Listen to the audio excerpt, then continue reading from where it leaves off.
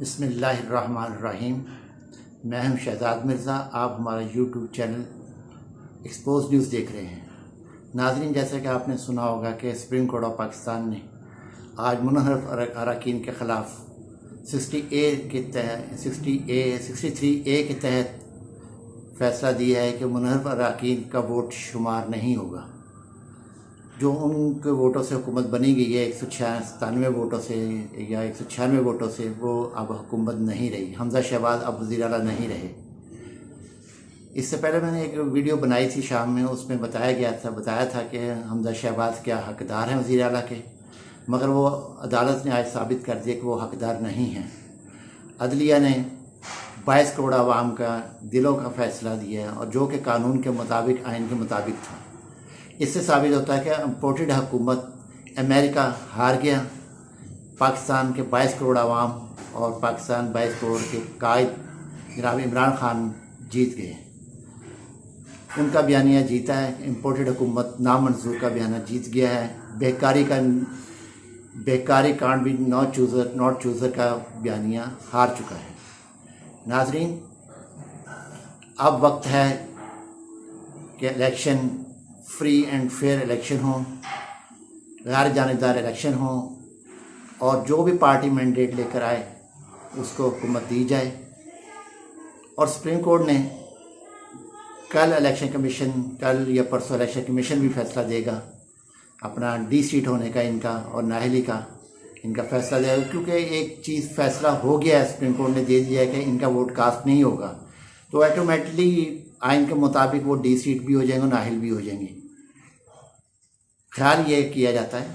बाकी supreme court जो फैसला देगी वो देखेंगे सुप्रीम कोर्ट क्या फैसला देता है। इलेक्शन कमीशन क्या फ़ैसला देता है उसमें पता चल जाएगा वो क्या फ़ैसला देता है। आया कि इनको डी-सीट भी करता है, डी-सीट के साथ नाअहल करता है, 5 साल के करता है, 2 साल के लिए करता है, 3 साल के लिए करता है, या सारी उम्र के लिए करता है।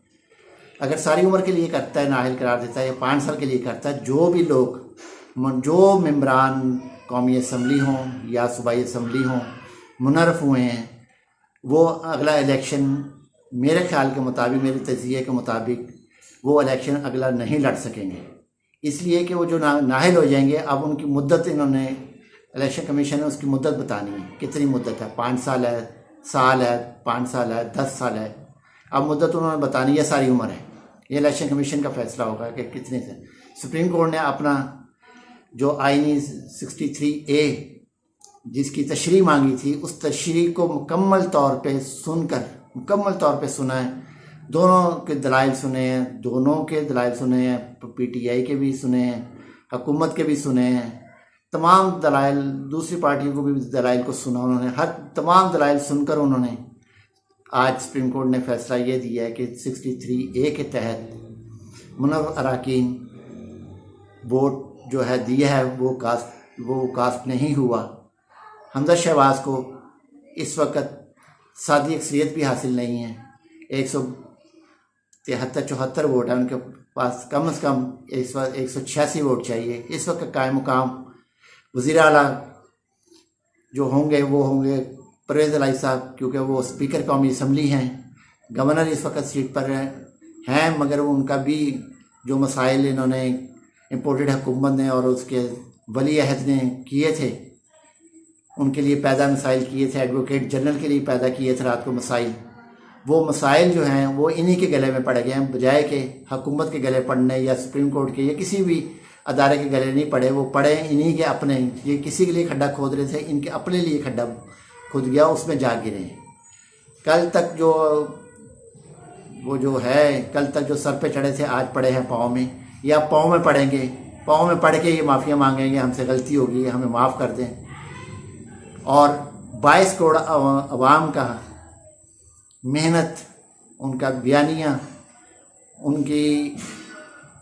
उनका वलवला, उनका जज्बा, उनका जुनून आज जीत गया है। अमेरिका इम्पोर्टेड हुकूमत हार गई है, और इसने हारना था, ये हारने के लिए आई थी और हार गई है। आइंदा पाकिस्तान पे इंशाल्लाह बेहतर हुक्मरानी आएगी। जो भी मैंडेट लेकर आए वो अपनी हुक्मरानी करे, अच्छी हुक्मरानी करे, आवाम को रिलीफ दे।